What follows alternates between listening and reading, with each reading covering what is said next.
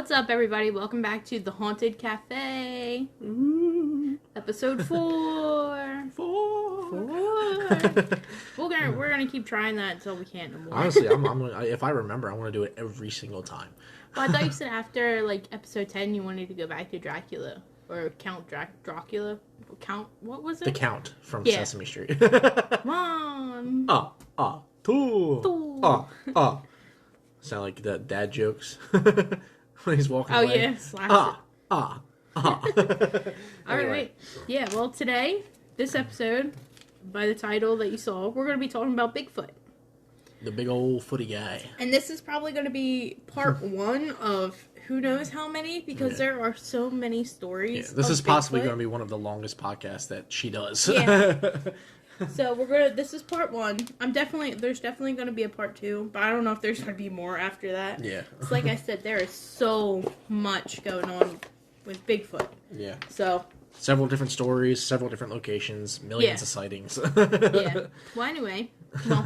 Yeah, so Alan's going to talk about the tea that we're drinking today. Yeah, so today we have from Teas Around the World. I believe we mentioned that before. I think the last time we tried Japan's lemon honey green tea. Mm-hmm. This time we're trying China's pomegranate green tea. And this is green tea with artificial flavor. So there's no pomegranate actually in it. It's just... green tea with artificial with pomegranate flavoring. Just pomegranate powder, pretty much. Yeah. And I got it to proper temperature. And now we're going to try it out and see how it tastes. We might need to let it sit for a little bit. Well, it says to let it steep for about 2 or 3 minutes. That's hot. What does it say? It says let cool for 20 seconds and enjoy. Steep for 2 to 4 minutes. Let cool for 20 seconds. So it's been about 4 minutes. So you want to try it? We can. With it being hot? Yeah. And when we first pulled the packages out, or whatever they're called, the little bags, it smelled like bubble gum. Yeah, it kind of tastes like bubble. It's hot, like I said. Yeah, it's hot. It kind of tastes like bubble gum a little bit. I couldn't really get too much of a taste because I burnt my tongue. So there's that. Yeah, it's hot, isn't it? I told you. It's hot. We're gonna let that sit. Yeah, we're gonna let that cool, bit. And then we're gonna we'll try it a little bit later into the episode. I'm gonna put this tea box away since I'm done reading it.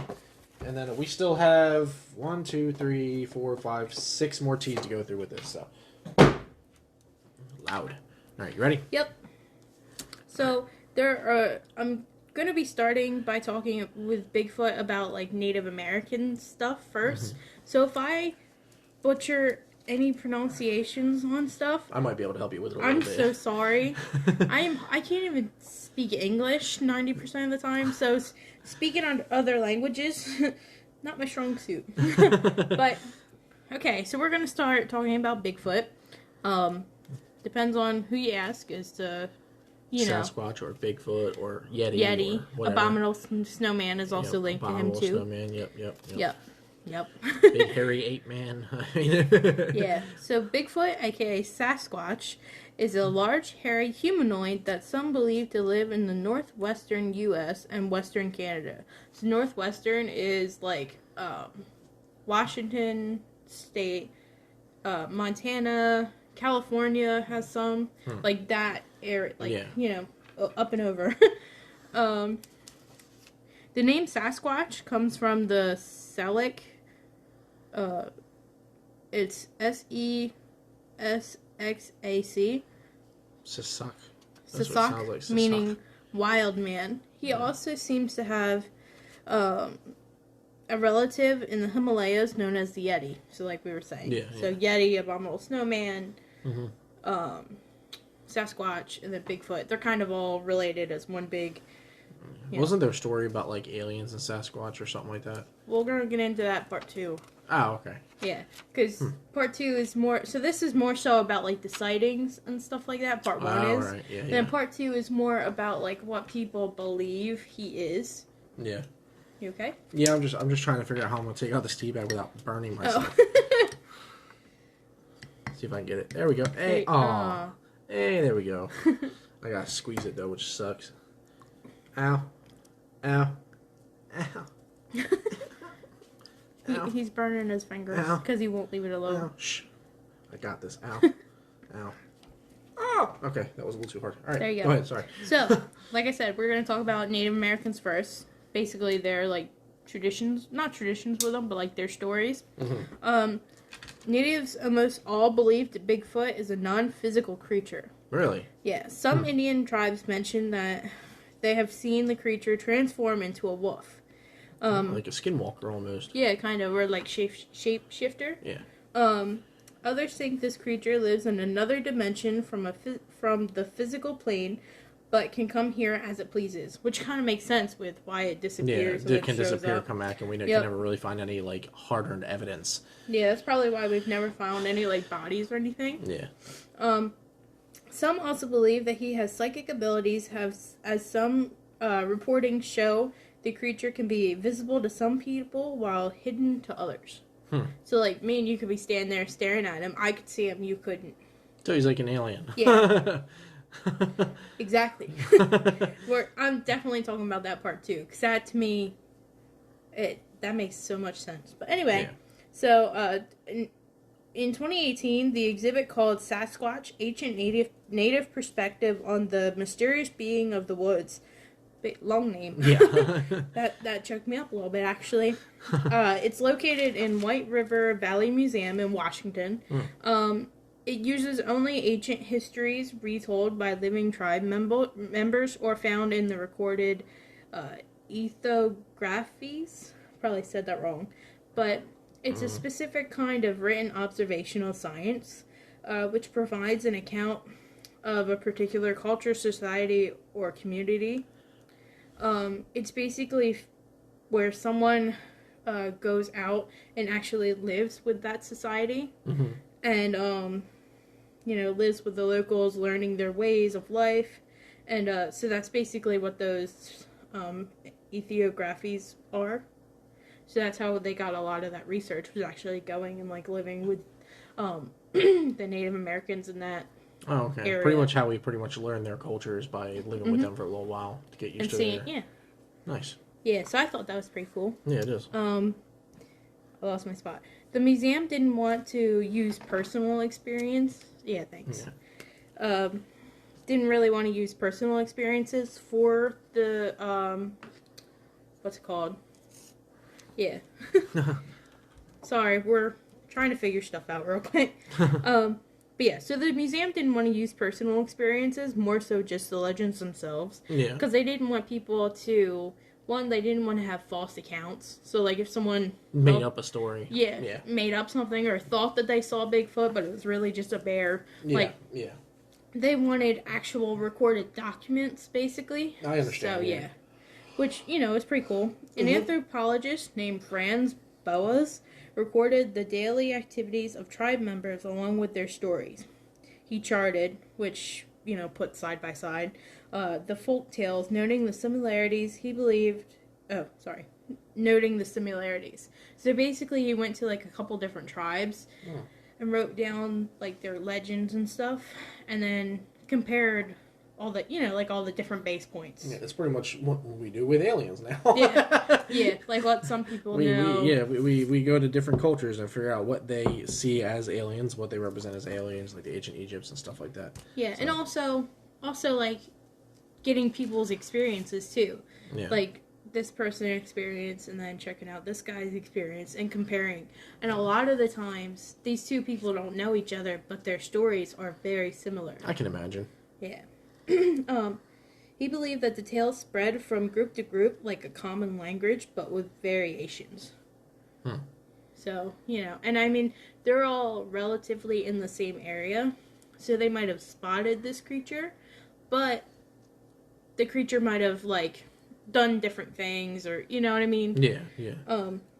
Some of the creatures that are included in the Sasquatch Museum, I basically just mainly focused on this museum because that seemed to be where like a lot of the information was. Okay. But some of the creatures are the Dzokwa. It's Dzoonokwa. I can't pronounce that. Sorry. Zenokwa? I think it's Zenokwa. Zenokwa? That's what it sounds like. It's got like. a D in front of it, so that's why I was the D's probably silent. Yeah. So it's Zenokwa. Could be. Who is a forest giant that lives on Vancouver Island. She is covered in dark hair and speaks in a quavering voice through pursed lips. So she's like, I don't know if it's like cold or if she's just like scared. Yeah. But, which to me, you're a huge giant. Why are you scared? But who knows what happened, Yeah. Like who knows with her past? Because that's all that it talks about.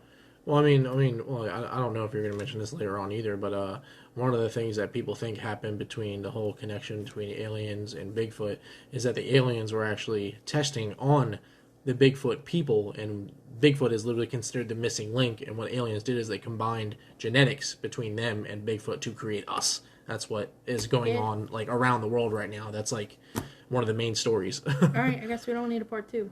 No, I'm just kidding. Wow, I'm sorry. No, I'm just joking. We're going to get into that, but that's basically what part 2 is going to be about. That's probably why she would sound scared. It's understandable. You're being hunted down by whoever for whatever reason.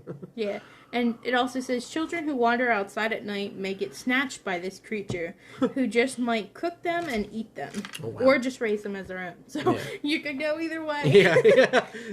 Which is like... If I try raising you and you're being a little dick, guess what? I'm going to eat you. Yeah. Yep. Another creature is actually called the Sasquatch. Muckleshoot tribe members, which I hope I didn't say that right. Or I hope I did say that right. I hope I didn't say that right. Screw those guys. No. I hope I pronounced that right. Muckleshoot tribe members would not speak of the Sasquatch. They believe doing so would bring one to you. They are human-like, covered in fur, and over 7 feet tall, with 20-inch long footprints. So they're big men and women. Yeah, big things. Yeah, they can render humans unconscious with just one touch, and are known to steal dry fish and women. Oh wow! So, Mr. Steal Your Girl, Mr. Steal Your Girl, Bigfoot, Mr. Steal Your Girl. Ooh, you hear that in the background? Ooh. Jesus. Also, don't whistle at night because that's how they communicate. Oh. Yeah, which I found interesting because... Oh, no, that was something else. I was going to say, which I found interesting because primates actually... I thought primates whistled to communicate, but they don't. They actually hit, like, branches on trees. Mm-hmm. And that's how they also...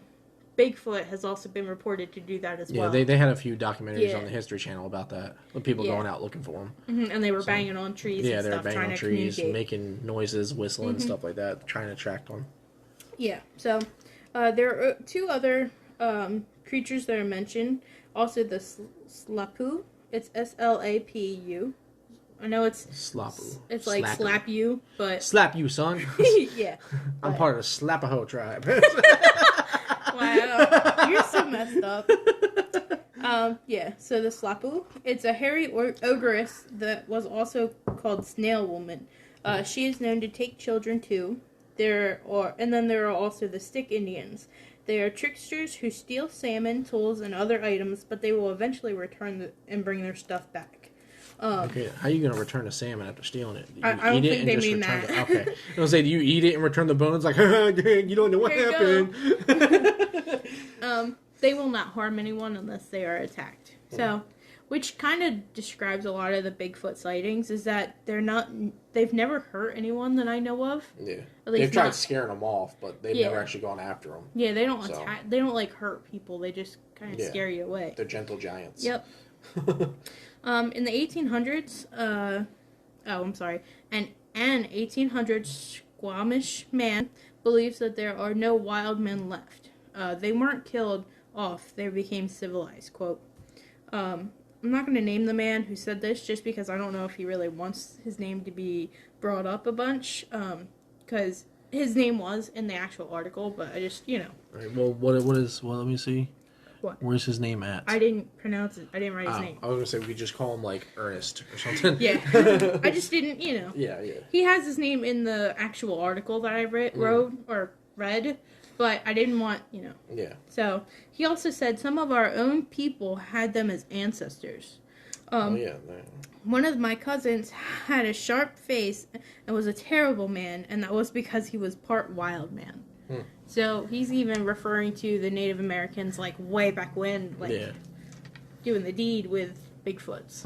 Which, I mean, See, I mean, if you're a brave woman or a brave man, Yeah. you see something that's interesting. It's just like when aliens come down, they're not going to be clapping our cheeks. We're going to be clapping theirs. Jesus. Why are you going back to like the alien or the Area 50 war? 50. I can't talk. You got me Area all flustered. 51. The Area 51 thing. All you're going to hear in the woods at night is beep beep bop bop. Stop. Anyway. Alright, so another Squamish, I think that's how you pronounce it. It's Suquamish. Yeah, that sounds about right. Squamish. Yeah. A Squamish elder, Ellen George, said that her grandmother was a small girl when a wild man entered their home one night to steal fish. So they captured him and actually kept him. Oh, wow. Quote, he used to go hunting, and in a short time he would come back with a deer with its neck broken, even though he didn't have weapons. That's interesting. Yeah. The people kept him for a while, and then they let him go. So, Yeah. you know. Yeah. I mean, you know, I don't know why you would keep him for a little bit and then let him go. Yeah, that's almost like the movie that came out, I think in the 80s. It was like Henry or something like that. Yeah, Henry and the Hendersons. Yeah, Henry and Hendersons, where they kept, like, I'm assuming what was Bigfoot. I think something like that. I have no idea. Yeah, I just don't know why you would like keep him for a little bit then let him go. Why don't you just let him go? You know, maybe they just wanted to see if they could communicate. Maybe Making babies, whatever. He did bring them food and stuff, so yeah, kept him alive because they knew that he was a good hunter. Yeah. We ain't gonna do it. Send Henry out there. Yeah, and then actually it says after that they would find a deer or two with its neck broken in front of their doors in the morning. Nice. So like so as a trade, the people would hang fish out for him, only for it to be gone in the morning. After that, no worries. They had no worries about being robbed. Oh wow. So like it was kind of like the the stick Indians where they would come steal stuff. Yeah. But you know, if they left food out for him, they didn't have to worry about it. Nice. Yeah. So now we're going to jump away from like the Native Americans, and we're going to go into like the actual story. I don't want to say like white guy stories, but you know what I mean. Like we're going towards the 1958. So we're kind of going towards when stuff started to get more developed, I guess. Yeah. The modern story, more modernized. Yeah, that's I guess what I was trying to say. White man. Yeah. Modern. Yeah. I'm just like, I don't know what to say. That's alright. Yeah, on August 27th, in 1958, a bulldozer operator for a California logging company found an enormous human-like footprint in the mud. He told his colleagues about them, only to find out that they had seen some too. The news of their sightings were published in a local newspaper called the Humboldt Times, and the headline was "Giant Footprints Puzzle Residents Along Trinity River." And the article was published on October 5th, 1958. This story was also the first time the term Bigfoot was used. Because of his big ass feet. Yeah. And the news of the Bigfoot spread like wildfire. Sadly, like the ones in California. Sorry. Yeah, the story takes place in California. Oh, does it? A lot of these stories take place in California. All right, I'm sorry, guys. How dare you? I'm sorry. Like, I have a twisted sense of humor. I apologize. Lord, I apologize for that. Jeez. Anyway, so yeah. So the footprint like spread. Everywhere was hearing about these footprints. But sadly, after one of the man's co-workers died in 2002, so this is actually kind of recent. Oh, wow. It was revealed by his children that it was all a hoax. Of course. That the co-worker actually had carved a wooden footprint and had stomped it around in the mud at the work site. Wow. So to mess with him, I guess. Yeah, as like a prank. Jeez. I think the children even said like, yeah, this is totally something our grandson, our granddad or whatever would do. That's messed up, man. Or his children, I'm sorry, so his father would do. Yeah. Which I'm like, it's because that happened in 1958, and you have like all these stories and stuff come out, and in 2002, is when he says, like, "Oh, yeah, it was fake." It's like 40 or 50 years later. Yeah. Wow. Yeah. So I'm like, man. So we're gonna jump back a little bit in time. So in 1924, at the age of 31, Albert Ostrom, a lumberjack and a woodsman, went to the Tobiah Inlet in British Columbia, Canada, for a vacation. He had heard a lot about the wild beasts, man beasts, wild beasts that were in the area, but he didn't care. He didn't really believe in it. It's a big hairy man pig. Yeah. Man bear pig, that's what it was. Man bear pig? Yeah, South Park. Man bear pig. You don't remember that? No? Oh. No? Man bear pig. I was like, where'd you get pig? But yeah, so he didn't really care, didn't believe. He didn't, he went out there anyway. Yeah. I don't know if he was really camping or anything, but it does mention him being in a sleeping bag, so I'm guessing that's what he was doing. Mm-hmm. But I don't know if he was in a tent or in a cabin. Don't know the full story. But what supposedly happened is he was picked up by a large Sasquatch and carried away, still in his sleeping bag. It's a human burrito. Yeah. Whoa, man. Oh, for the bears. Yeah, for the bears. Yeah, a human burrito. Yep, all wrapped up in his little sleeping bag. Man, I don't know about you, but the cotton filling in the sack tastes really good. Is it cotton? Real cotton? 100% cotton? Yeah, he was carried 3 hours away by this Sasquatch until they finally had reached a plateau, which is a highland, consisting of flat terrain. I described it, but you know what it is, so we don't have to keep going. Yeah. Standing around him was a family of 4 of the creatures. Oh, wow. So, like a mom, dad, and 2 kids. Mama bear, Papa bear. Little bear and 2 other baby little bears. Bear and other little bear. Albert was actually kept captive by the creatures, and there were 2 adults and 2 children. Turns out it was Henry the entire time. Yeah. This is how it felt. Yeah, right. This is what it felt being trapped there. I don't think he was trapped, actually. Maybe at the beginning, but maybe. Anyway, they held him captive for 6 days, and he said that he had a gun on him, but he didn't use it because they didn't really try to hurt him. Which I'm like, if you're captive for 6 days, like. Maybe he was just curious, honestly. Maybe. He just wanted to know what actually was going on. Yeah, since they didn't hurt him, he didn't know what to do. Yeah. He didn't want to kill him. And to me, it's like, you don't really have to shoot him to kill, but like, if they're scared, you could shoot it up in the air or run away or something. Well, no, he probably didn't want to shoot one. And knowing him, he probably had like a shotgun or like a rifle. Yeah. Something it takes a little bit of time to reload. Yeah. So if he shoots one, and if it happens to not die, and then the other 3 come at him, he's dead. He's done. Yep. you better have a 6 shot with a 45 caliber bullet. Otherwise, you're done. But yeah, so he didn't want to anyway, just because I didn't hurt him, which I get it. Just, you're captive for 6 days. Like, at what point do you be like, all right, enough's enough. Like, I'm going to go home. Well, as long as they kept him fed, I'm sure he's fine. Yeah, and they did. One of the Bigfoots were at least 8 feet tall. They had fed him sweet-tasting grass. So I don't know if there's, finally, he made his escape by feeding the biggest Bigfoot snuff, which is like, the tobacco that you shove in your lip or whatever. Mm-hmm. It made the creature groggy. Which, don't know why, but... Probably woozy. Made him like, Oh, maybe sick, yeah. Yeah. Because I've had that happen to me before. My grandfather used to chew tobacco, and I accidentally drank some of his tobacco. Drank the spit? Yeah, it was gross. I think I did that with my dad, too, yeah. I don't even want to remember. Right? Trauma. He didn't really want to tell anybody this story until, like, 24 years later. Because he thought people would think he was a little crazy, which, definitely. He's been gone in the woods for 6 days, got lost, starts making up stories, hallucinating. Anybody can, Especially you've been out there for 6 days, and then you come back talking about Bigfoot. Yeah. Maybe if it was like a day or 2. Yeah.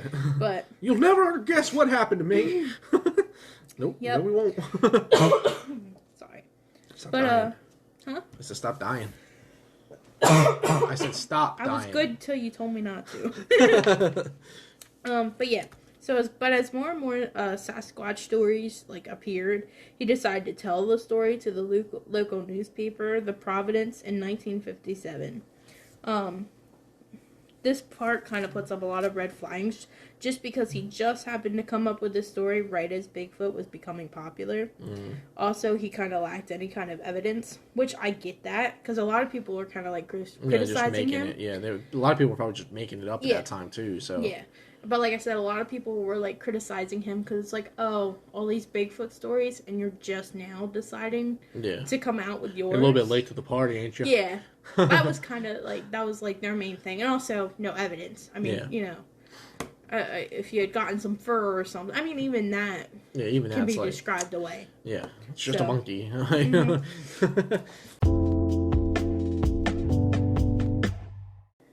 Do you like camping? Yes.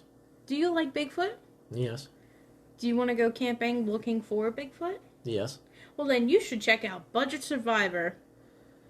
Hi, guys. The Budget Survivor is a YouTube channel that I have where I'll be testing out different camping gear, survival gear, doing different survival challenges.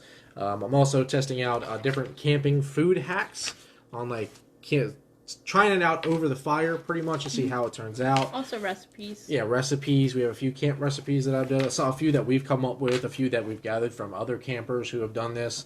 And one of the main focuses of my channel is going to be testing. It's going to be testing stuff. It's going to be testing like different camping gear, rain gear, survival gear, food gear, water gear, whatever. And pretty much it's dehydrated foods, MREs, cookware, bottles, knives, axes, hammocks, tents, chairs, cots, rain gear, winter gear, summer gear, survival. Did you say reindeer? No, I said rain gear. Oh. Let me start over. No. Rain gear, winter gear, summer gear, survival gear. I'll have some food ideas. I'll be testing out some primitive tools because I used to do that when I was younger, try and make like axes out of stone and stuff like that. I'll be taste testing some of the instant coffees for camping, which I know a lot of people like. And I'll be making little mini charcoal grills, making like a hobo stove. I have a few survival challenges that I'm going to do, like the $100 Walmart survival kit for 7 days. It's probably not going to be 7 days because it might be. I don't know. It depends on how popular the channel gets. We don't have 7 days. We don't have 7 days. It depends on how popular the channel gets. But yeah, and I'll be testing out different gear from other places. I have a bunch of gear that I already got to do. So, yeah, check out the channel if you guys ever got a chance. It's a Budget Survivor on YouTube. Yep, Budget Survivor on YouTube. Thanks much.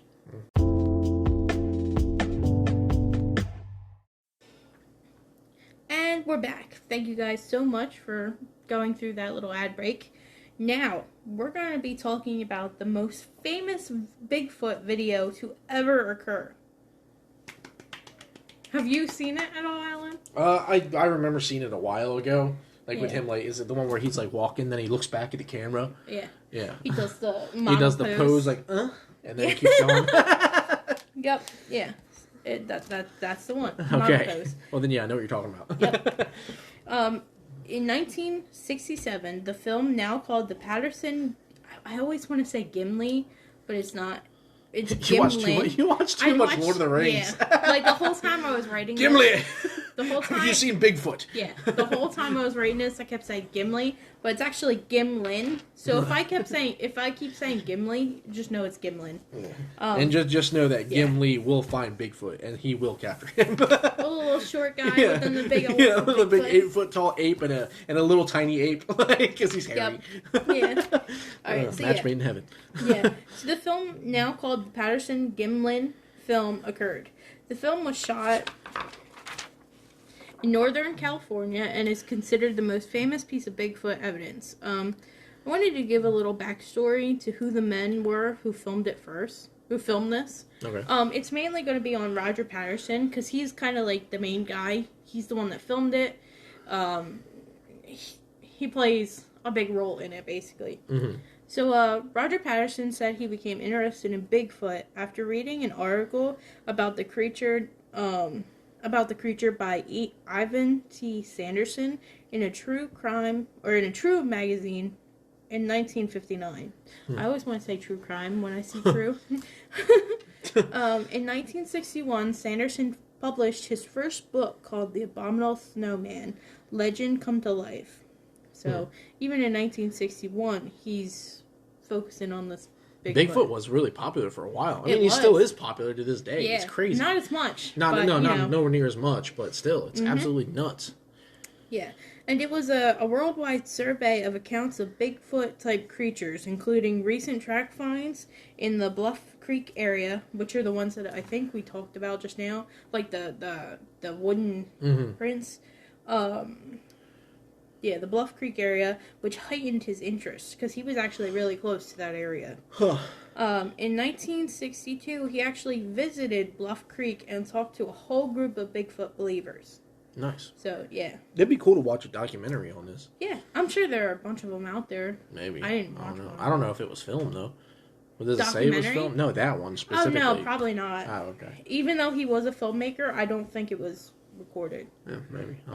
In 1964, he returned and met a timber cruiser, basically a guy who goes out and surveys how many trees there are, what type of trees there are, and what how healthy they are and stuff like that. Dang. Yeah, which I didn't know that was a thing. Neither did I. But it's kind of cool. But yeah, it's a lot of work. Yeah, you have to go. Well, I mean, I don't know if he's like counting each one. He probably is. Or just looking around and be like, yeah, there's about 100. Yeah, yeah. There's about 50 here. There's only 3 over there. That's obvious. Yep. But yeah, the guy was named Pat Graves. If that's my right, I can't read my handwriting. Graves. It's Gra, maybe a Ves. It's one or the other. Yep. So Groves, Graves, one of those. Sorry, dude, but his name's Pat. Yeah. He drove him to a place called the Laird Meadows. There, Patterson discovered fresh tracks, and that just excited him even more. Quoting, "It was the most exciting, unbearable, spine-chilling experience," which I thought was kind of weird. Like, they go out looking, and he just happens to go to this meadow, and they just happen to find tracks. Fresh tracks at that. Yeah, I'm kind of wondering if this Pat guy set it up. Yeah, set it up. He just did it smarter than the other guys. Wanted to mess around with Patterson a little bit. Yeah. Because, you know, at this point in time, there were a lot of people on the fence. There were a lot of people that were like, Bigfoot's bullshit, whereas other people were like, yeah, Bigfoot's real. Yeah, he was probably like, man, this guy dedicated his entire life to figure out Bigfoot. Yeah. And I got to make him happy. I can't disappoint him. Yeah. I mean, yeah. But yeah, he really did, dedicate. So, in May-June of 1967, Patterson and Gimlin began filming a docudrama about cowboys being led by an old miner and an Indian tracker on a hunt for Bigfoot. Okay, then. Yeah, so sounds it's like a Lone Ranger. Kind of. So it's a documentary, though, and he was filming it about finding Bigfoot. Interesting. Save that for later. Okay. The story... The story had Patterson as the miner, Gimli. I know Gimli. Yeah. Yeah. Gimlin in a wig as the Indian tracker. So you already know that they're wearing costumes and Can you stuff. imagine Gimli dressed up as an Indian tracker? Oh, God. With that big ass red beard. Yeah. And he's all short and like chubby. YMCA. You don't know the reference to that? No. In the YMCA group, it was an Indian, a cowboy, a construction worker, and I think a police officer, and that's what they were doing. Oh, I don't know. Yeah. But yeah, so Gimlin in a wig as an Indian tracker, and the cowboys recanted flashbacks of the stories of Fred Beck, which I described earlier. I don't remember describing it earlier. I think I might have missed that. I think I might have missed that. Anyway. We'll talk about it later, maybe. Yeah, part 2. We'll put that in there before we start. I'll rate that. Yeah. I wrote that as like a note, and I forgot to go back. Jeez. But yeah, and other stories. So they basically were like telling tales of other people's encounters as they're riding horseback, going to find their Bigfoot as they tracked it. Wow. Yeah. So at least 9 people were on this filming expedition, and it took 3 days, maybe over Memorial Day weekend. Patterson might have needed a Bigfoot costume to film certain scenes, depending on like how far the story went. Because I don't know if it was ever like shown what they actually like recorded. Yeah. But depending on what scenes he needed, if they actually did find Bigfoot. If they actually did find him, then yeah, they're going to need a Bigfoot costume. Yeah. So yeah.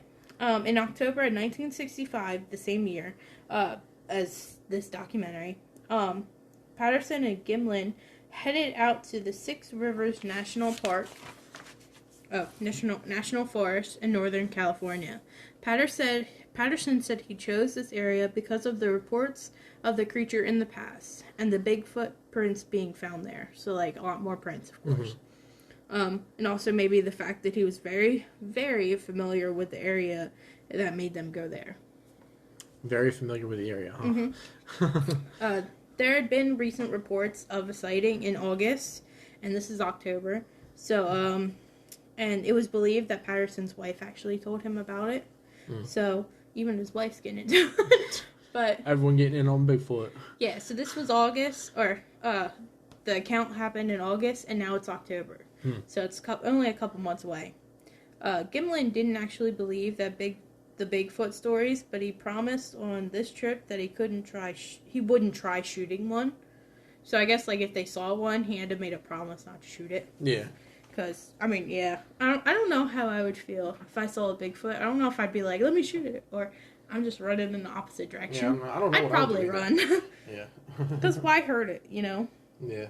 As long as it's not going to come after you and hurt you. Yeah. But, so anyway, in the afternoon of October 20th, 1967, they were riding generally northeast upstream on horseback along the east bank of Bluff Creek. Bluff Creek, huh? Bluff Creek.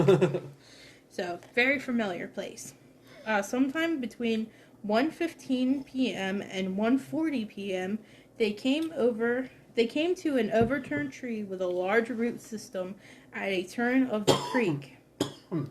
Okay? Yeah, tea went down the wrong pipe. Tea went down the wrong pipe. Sorry, guys. Ooh. But anyway, so and this is quotes. They came to an overturned tree with a large root system and at a turn of the creek. When they rounded the tree, there was a log jam, which is a crowded mass of logs blocking the river, which I guess was left over from a flood in 1964. I don't know why that was relevant, but they made point to talk about it. Beavers are hairy. Yeah. Bigfoot was hairy. Beats, Battlestar Galactica. That's what that sounded like. And then they saw it. Both of them saw it at the exact same time. It was either crouching beside the creek or standing by the creek. They're not really sure, I guess. Gimlin stated that he was in shock right after he saw the figure. They estimated the figure to have been between 6 feet tall to 6 feet 6 inches tall. So, not really That's much. pretty specific. I would say not much of a difference, but, you know. That's very specific. I think Gimlin said 6 feet, and then Patterson went from, like, 6 to 8 feet. Like, he was, like, really dramatic with it. Of course. Yeah. Whatever attracts people's attention. Basically. Patterson said that they were about 25 feet away from the creature. He said that the horses reared up upon sensing the creature, and it took him about 20 seconds to get off the saddle, control the horse, and also grab his camera from the saddlebag, which just happened to be on the other side of the horse. So, like, took him a minute to get all this stuff done. 20 seconds is a very specific number. Yeah, it is. And this is, like, mostly quotes. Yeah. You know, like, me talking about it. He yelled at Gimli. He yelled at Gimlin to cover him. This is just funny now. Yeah, as he ran after the creature. So now he's saying, like, protect him. So, like, shoot if necessary. Wow. So, Gimlin crossed the creek on horseback, drew his gun to be ready to defend Patterson if anything happened. The figure had begun to walk away at this point, before Patterson had even begun running towards it. The film initially is quite shaky due to him running to catch up. At one point, the creature glanced over its shoulder, and Patterson fell to his knees. Patterson would later describe the figure's expression as one of disgust and contempt. Quote, "You know how an umpire tells you one more word and you're out of the game? That's how it felt." So basically, like, fuck around, find out. Yeah. You know, if this thing is actually a creature, it was telling him, like, back up. Yeah. Put down that chocolate. I ain't buying you all that mess. Try me, bitch. Yeah, so if it really was a creature, it was telling him, like, no. So the creature had turned back a total of 3 times. However, they would only be able to capture once. Like, capture the one turn. Then it disappeared, only to reappear once more as Patterson moved to a different location. And then Patterson's film finally ran out. So, like, because I didn't catch what camera they were filming on, but it's, you know, it's a very older one. Gimlin followed the creature on horseback for a bit until Patterson called him back. Which I was like, why'd you call him back if you guys are trying to find this evidence? Yeah. Unless you're trying to be safe, not wanting to upset it more. Yeah. The whole encounter lasted about 2 minutes. They tried tracking the creature further, which, once again, Gimli was tracking it. Why'd you Gimli? Fuck me. Gimlin was tracking it, so why'd you tell him to come off, back off if you wanted to? Elf, do you have my back? Oh my gosh. I'm sorry. I'm upset at myself. Anyway, so Gimlin was already tracking it. What? No, a theory just popped into my head just now. Let me talk. Well, no, I mean it's a number. It's more of a conspiracy theory Oh, than Jesus, anything. what? All right, so far the numbers have been 6, 20, and 3, right? 2. You said he turned his head 3 times. Yeah, he turned his head 3 times. Then there was 2 minutes for the whole encounter, 20 seconds for him to get off the horse. Okay, so and I don't know what you're saying. 6 foot. 6 foot. Oh yeah. So. I'm ready. 3 2 times is 6. Mm-hmm. 2 3 times is 6. 20 divided by 6 is 3. This is a conspiracy theory.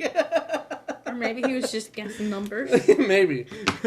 It's actually 3.33, but it's still 3. 3.33. Yeah, well, 20 divided by 6 is 3.333333. Yeah, so it's still 3, though. It's still 3. Yep. Conspiracy confirmed. Now you can't even think straight. Yeah. I'm sorry. No, you're fine. But yeah, so they Makes you tried. wonder. So they tried to track the creature further, but they lost it. I'm burping now. Hold on. But they lost the tracks in the undergrowth. They did, however, go back to their campsite, grab plaster, and made 2 casts of the prints. And it was one of each foot. Mm-hmm. So they have a right and a left. Okay.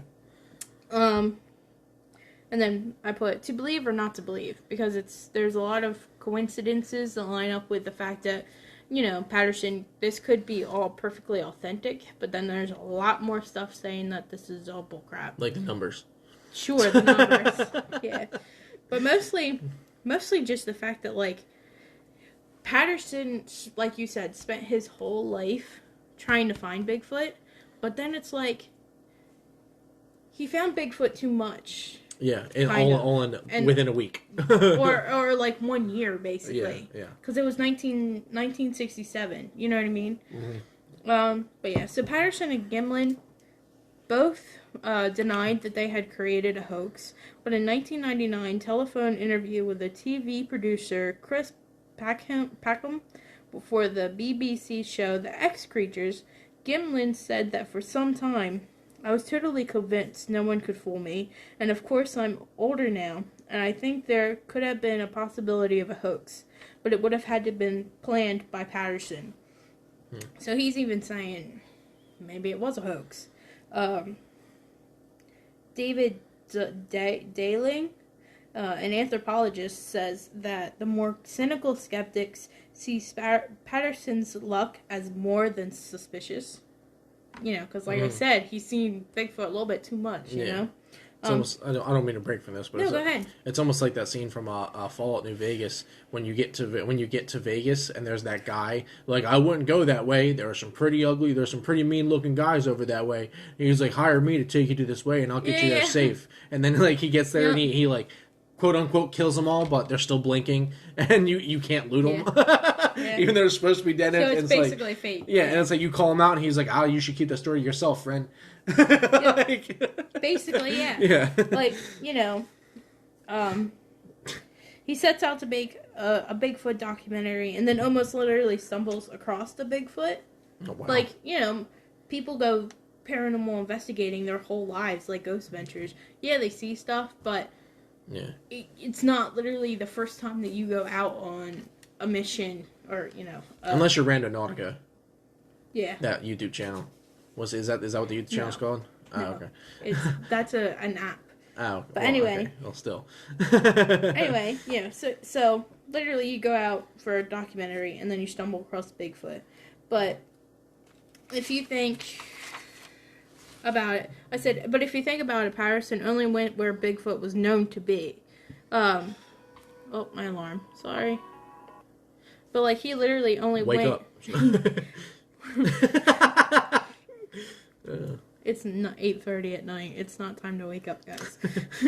But, yeah, so Patterson only went to these spots where Bigfoot was known. He didn't just go to, like, random spots. So I guess it's kind of makes sense that, yeah, you're going to see one because there's been so many sightings. Like, Bluff Creek has been, like, literally the topic of our conversation this whole time. Yeah. So, you know. I said Bluff Creek was also the location of the well-known Bigfoot hoaxer Ray Wallace, which I think was the one that I talked about earlier with the steps, or the wooden, things. They were also said to have met once. So Roger Patterson actually met the guy that did the whole hoax. Yeah. So it's like that would be like the trope of his life if he could literally just fool this one guy into thinking his whole life's work is coming together, and it's really not. Yeah. In 2002, a man named Philip Morris, owner of Morris's Costume Company, a North Carolina-based company offering costumes, props, and stage products, claimed that he himself made the gorilla costume that was used in the film. Now you're taking credit. Yeah. He has talked about his role in the film at all kinds of conventions in the 1980s, but he first addressed the public at large on August 16th of 2002 on a radio station. He said that he was reluctant to expose the hoax earlier for fear of harming his company. Giving away performer secrets, he said, would have been widely regarded as disreputable, which definitely true.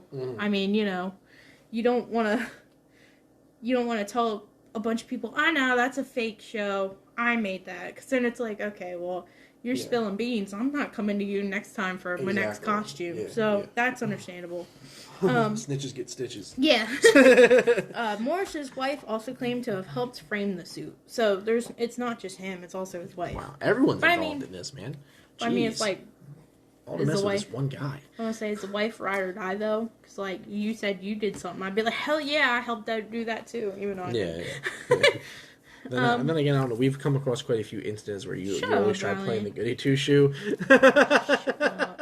Anyway, we also have claims from the man who may have worn the suit.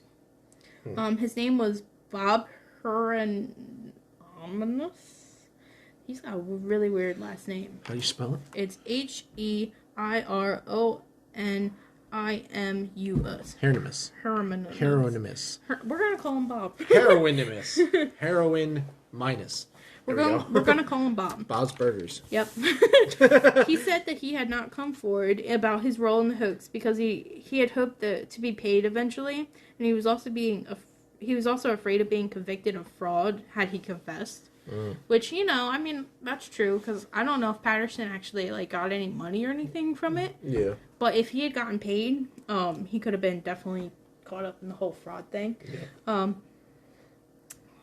I guess the guy talked to his lawyer and was told that since he hadn't actually been paid for the act, he could not be held accountable.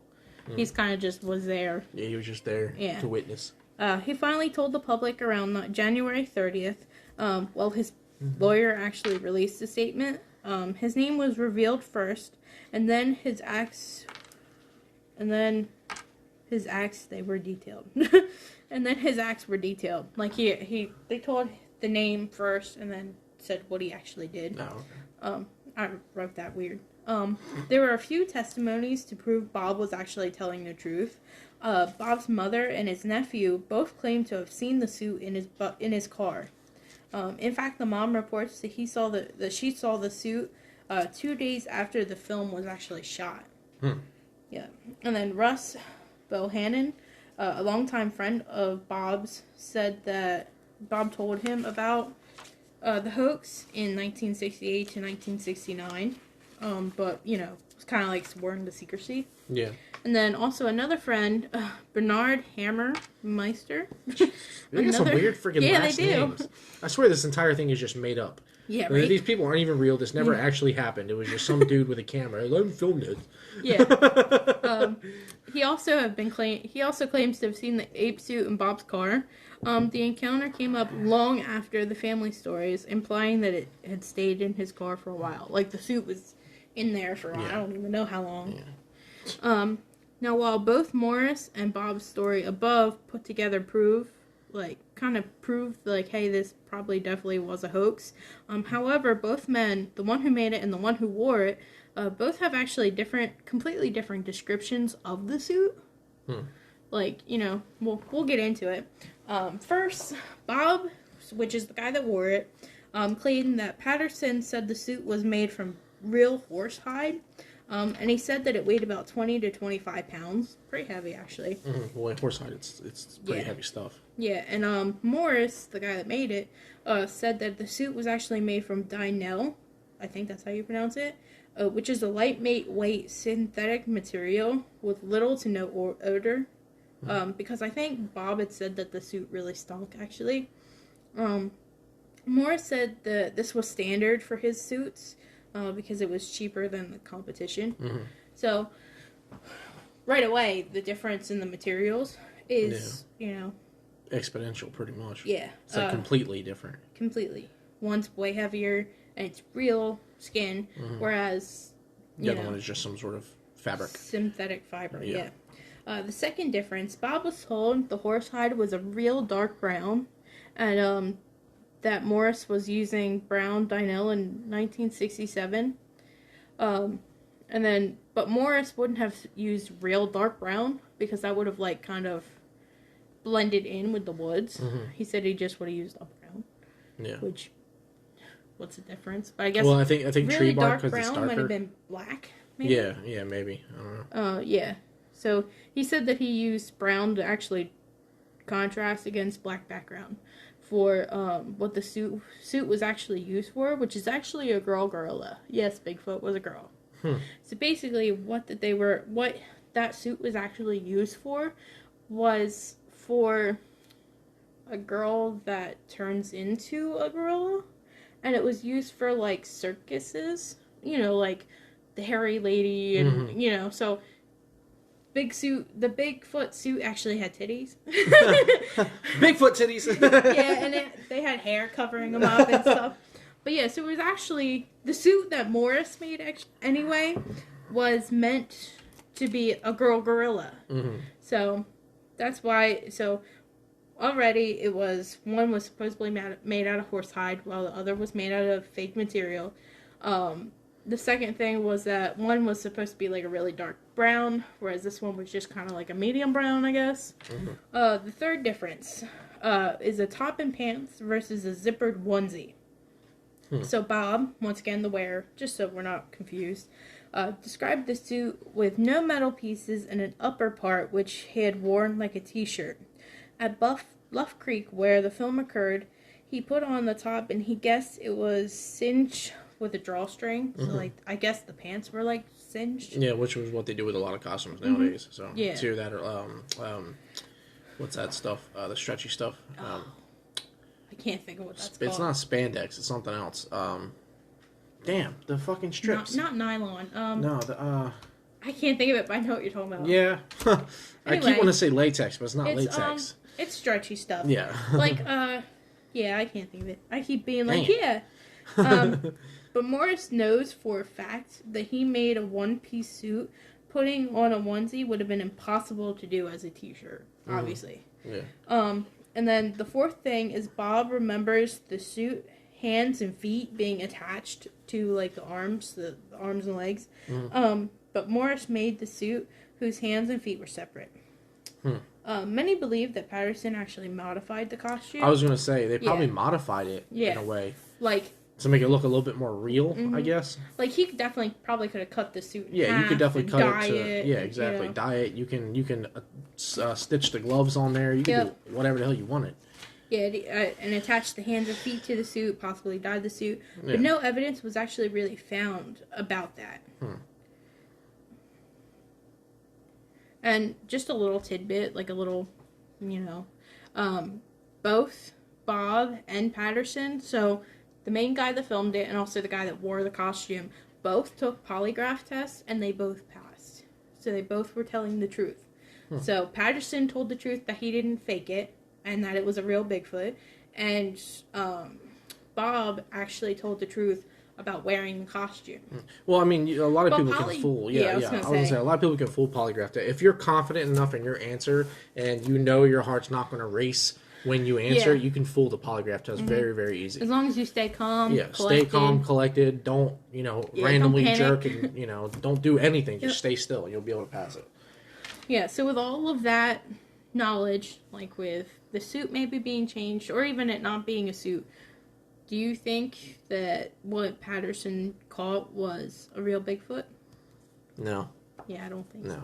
Because, well, for one, if Bigfoot's supposed to be elusive, he wouldn't have had that much evidence. And from what I was hearing, it didn't even really, it didn't even really sound like they were trying that hard. They just happened to come across this. Yeah. They weren't doing any actual scientific methods to find they were this. just wandering. He was over there by the creek branches I saw him. Oh, look, he's walking across the camera now. It's too fake. Yeah, and plus, like the thing that gets me is that literally earlier that year, the same year, he was doing a documentary about Bigfoot. Yeah.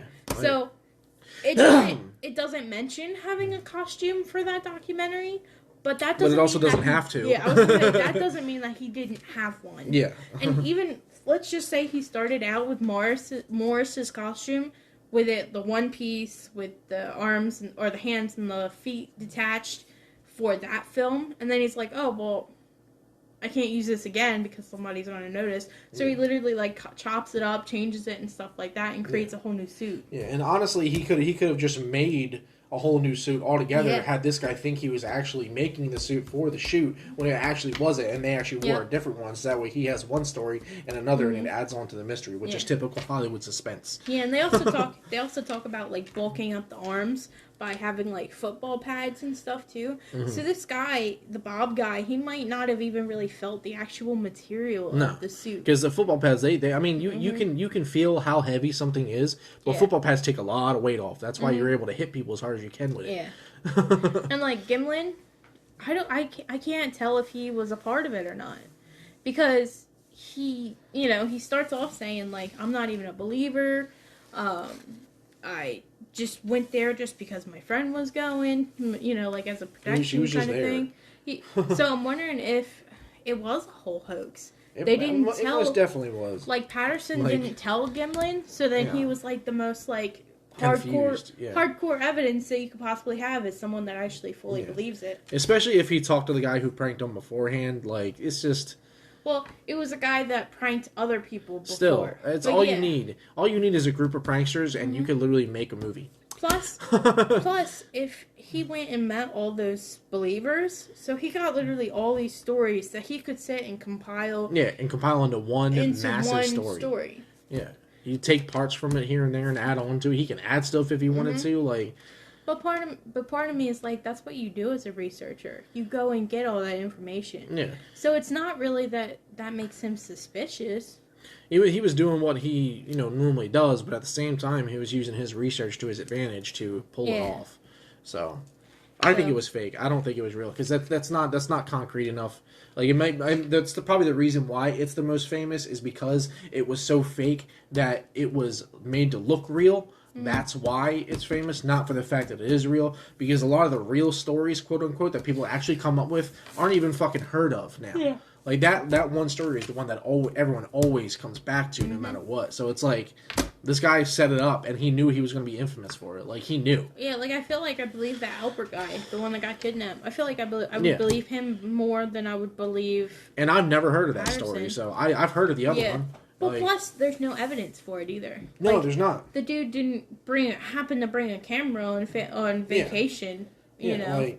So, it's just the non-evident ones. If you're not prepared for something, if you're not expecting something, or if you're not prepared for something and something happens, it makes it more believable than if you were prepared for it. Then other people are expecting you to expect something to happen. Yeah, if that makes any sense. Well, it's nowadays where people are filming these paranormal activity. Yeah. I just saw a video today where some lady was filming her living room, all perfectly done up, her hair was really nice and stuff, playing with her kid in the middle of the floor, and then this random little sheep falls over. Yeah. If you hear a meow, it's our cat. Have a deal. I love me. But yeah, it's just Voodoo thinks it's fake too. But like, she just happened to be in the center of the camera space. The camera was pointing. Like, why do you have a camera in your living room? Exactly. And it's not like it wasn't a security camera. No, it was literally positioned a very specific way. Yeah. And also, you know, if you guys ever watch Corridor Digital or whatever, they literally just did a video not too long ago about debunking paranormal videos. And like literally this one guy had a camera set up on his cabinet. You could tell it was a cabinet because it sure as hell wasn't a security camera, and the direction that the knife was flying out of the drawer was directly in a position where the camera wasn't looking. So it's like, come on now. Yep. And this was kind of the same thing, whereas the lamb kind of like fell over towards like a couch. So it was almost like a string was underneath the couch to where it pulled it. And you know, it's just there are definite telltale signs of when stuff's not real. Yeah. One, you're not going to be recording it for the most part when it happens. No, and if it does happen, you would be pulling out your camera, and by then you would either miss it or you would get it as whatever is happening is ending. And I'm not saying that the Bigfoot isn't real, because I do believe Bigfoot's out there, but if we can ever get my mom on here, she can tell some stories. I feel like one, if you see these two guys, they're coming towards you.